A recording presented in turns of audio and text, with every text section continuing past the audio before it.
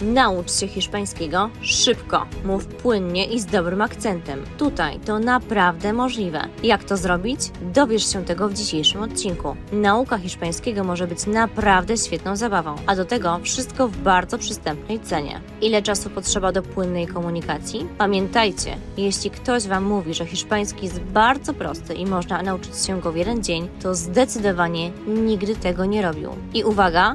Bonus dla wszystkich rodziców. Tu można nauczyć się hiszpańskiego równolegle z dziećmi. Zobaczcie, jak to wygląda w praktyce.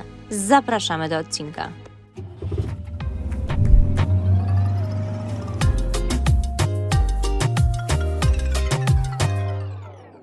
Cześć! Dziś opowiemy Wam, jak wyglądała nasza przygoda z nauką hiszpańskiego w jednym z najlepszych miejsc do tego na świecie, w Antigua w Gwatemali. Dlaczego właśnie tu? I już tłumaczę. Antigua to nie tylko przepiękne kolonialne miasto z kolorowymi uliczkami i widokiem na wulkan.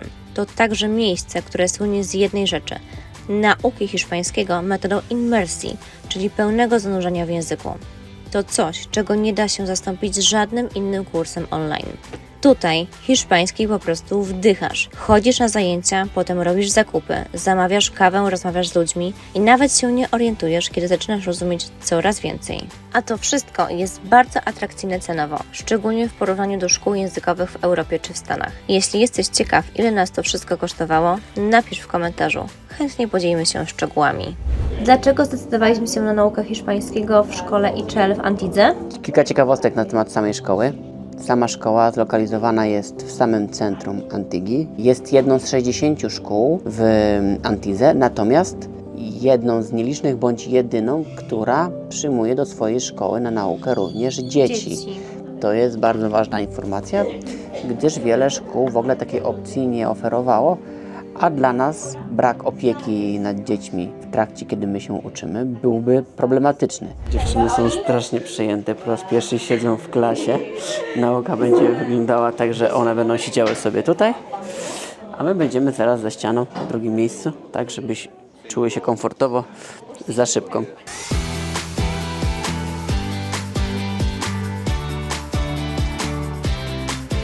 Powrót do nauki po wielu latach bez uczenia się jest trudny. Człowiek sobie zdaje sprawę bardzo szybko, jak dużo jest do nauki. A w szkole ICL, w której się uczymy, zobaczcie, jest ponad 35 nauczycieli, którzy przeprowadzają lekcje na 3 poziomach, które są tutaj w szkole. A my idziemy właśnie na krótki lunch, na przerwę, bo nasza głowa po 2 godzinach nauki jest po prostu pełna.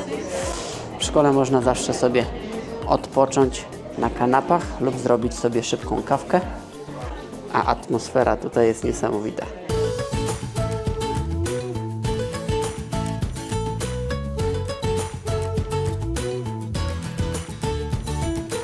W międzyczasie doszliśmy na dach naszej szkoły.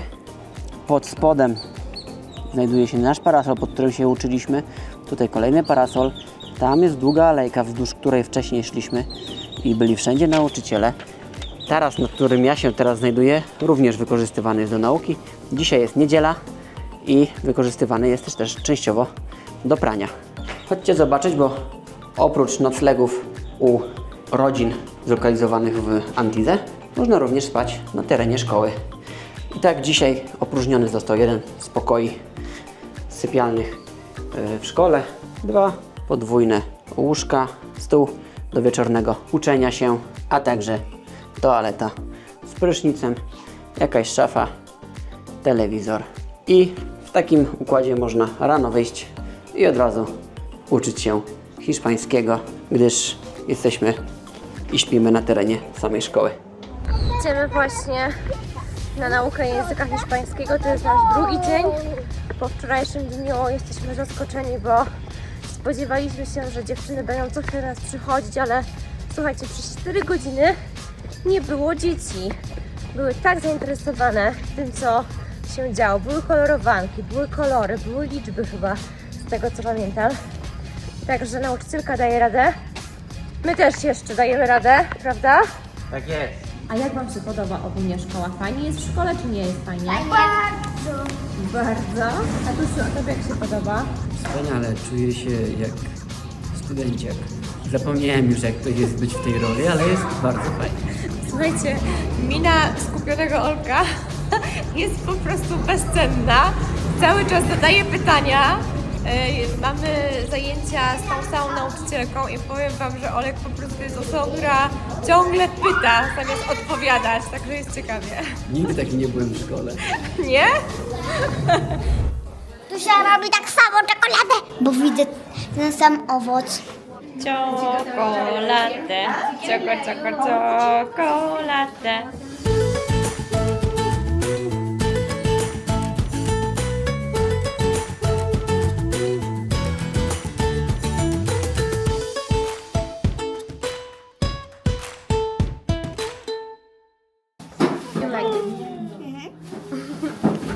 W innym dniu w ramach wycieczki szkolnej wybraliśmy się również na punkt widokowy w Antigua, Cerro de la Cruz. Z tego wzgórza widać całe kolorowe miasto i majestatyczny wulkan Aqua w tle.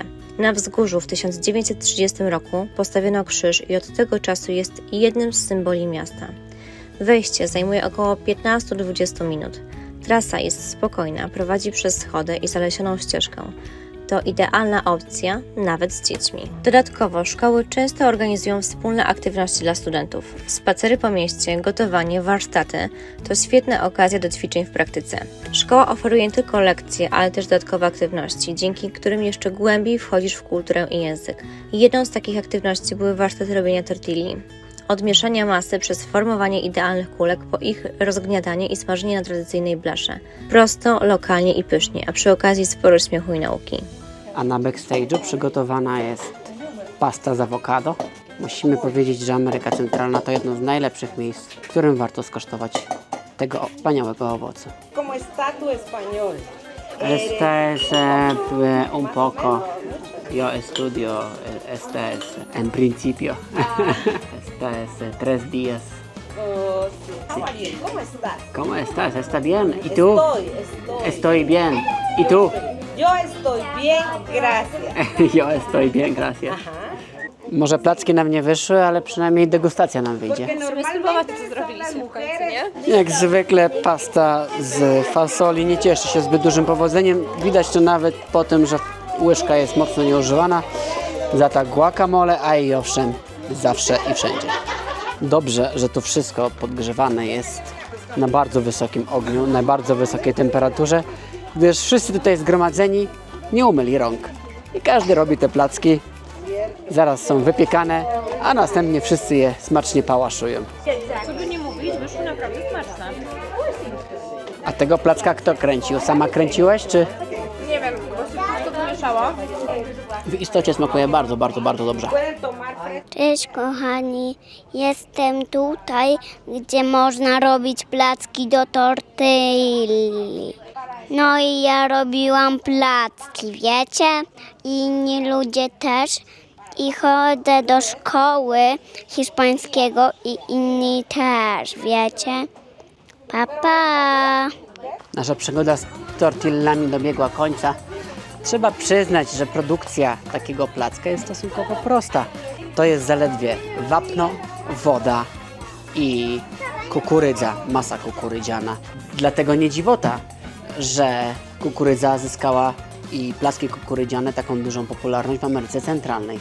Po pierwsze, jest to produkt tani, łatwo dostępny, prosty w przygotowaniu, a przede wszystkim kukurydzy rośnie najwięcej na świecie właśnie w Ameryce Centralnej. A my lecimy dalej. Cały program nauki hiszpańskiego od zera do poziomu komunikatywnego zakłada 8 tygodni nauki po 8 godzin dziennie, 5 dni w tygodniu. To intensywnie, ale niezwykle skutecznie. My uczęszczaliśmy do szkoły przez 7 dni po 4 godziny dziennie. Po 28 godzinach nauki przekonaliśmy się, że hiszpański wcale nie jest taki prosty, bo nie wiem czy wiecie, ale w tym języku występuje aż 18 czasów.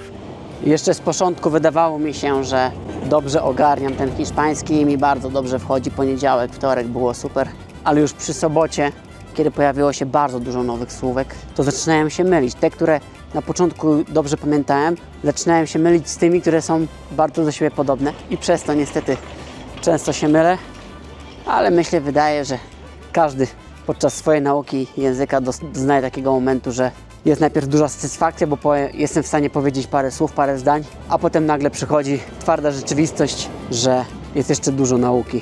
Także nie spoczywamy na laurach, uczymy się dalej. Na pewno będzie to dobrą podstawą do kontynuacji naszej praktycznej nauki hiszpańskiego już w trakcie podróży. Wszak chodząc teraz po mieście, widząc różne napisy, rozumiemy zdecydowanie więcej. Zobaczcie, tu jest nasz kemping.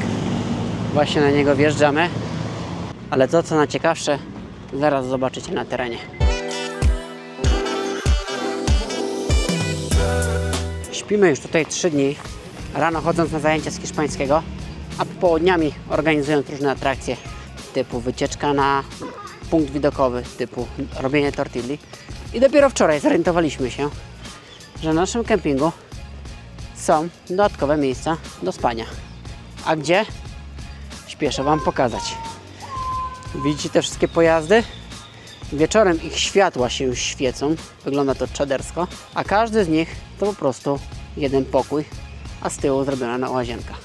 Gdyby tego było mało, w tej motorówce jest zrobiony pokój, a tutaj znajdziemy minivana, a na górze helikopter, w którym również znajduje się jedno podwójne łóżko do spania, a na dole pod schodami zrobiona jest łazienka do tegoż apartamentu. Na kempingu takim jak ten, opieka nad dziećmi to jak granie w grę na cheatach. Może ich do basenu nie napuścili wody, ale za to postawili trampolinę. Tata, zobacz, jak fajnie! Dobrze się bawicie? Tak! Jak długo tu można skakać? Bardzo! Nieskończoność mi! Jakby dzieci w ciągu dnia się niewystarczająco zmęczyły, to zaraz po przyjściu na nasz kemping pierwsze co pytają, czy mogą iść na trampolinę i pobiegać po trawie. A my mamy czas dla siebie. Z naszego kempingu do szkoły językowej, do której uczęszczamy, mamy zaledwie między 7 a 10 minut pieszo. Także wszystkim, którzy by planowali przyjazd do Antigi i nie chcieliby spać w hotelach, a przyjechali kamperem, serdecznie polecamy kemping Vagamundo. Zastanawia nas jeszcze, czy ten garbus również jest pokojem do spania na wynajem, gdyż być może w środku nie ma wystarczająco dużo miejsca, ale już na dachu znajduje się namiot dachowy, taki jakim podróżowaliśmy kiedyś w Namibii i być może się rozkłada i można również na nim spać. Zapomniałem nagrać dla Was, jak ściągam tę budę. Dajcie znać w komentarzach, czy będzie Was to interesowało. Zobaczcie, nasza buda jest już na własnych nogach. Tutaj stoi nasze autko, a problem, z jakim się zmagamy, to opona. Podczas jednej z naszych wypraw nawet nie wiemy do końca, kiedy to się stało. Zobaczcie sami. Tutaj mamy na oponie takie przecięcie. I co prawda jeździmy tak od jakichś 4 tygodni i obserwuję to. Dlatego jedziemy dzisiaj do wulkanizatora, sprawdzić, czy da się to naprawić. Jeżeli nie, niestety czeka nas wydatek. Zazwyczaj jak to bywa z oponami, jednej się nie wymienia, więc będziemy musieli wymienić obie. Postaram się Wam to pokazać, jak wygląda wulkanizator w Gwatemala. I jeszcze raz dajcie znać w komentarzach, czy będzie Was interesowało, jak taką budę zakłada się do naszego traka, jak się ją zabezpiecza, jakie są ważne rzeczy, na co zwrócić uwagę. Podsumowując, jeśli chcesz naprawdę nauczyć się hiszpańskiego, Antigua to jedno z najlepszych miejsc na świecie, żeby to zrobić. A jeśli podróżujesz z dziećmi, tym bardziej warto spróbować. To było niesamowite doświadczenie dla nas i dla naszych dzieci.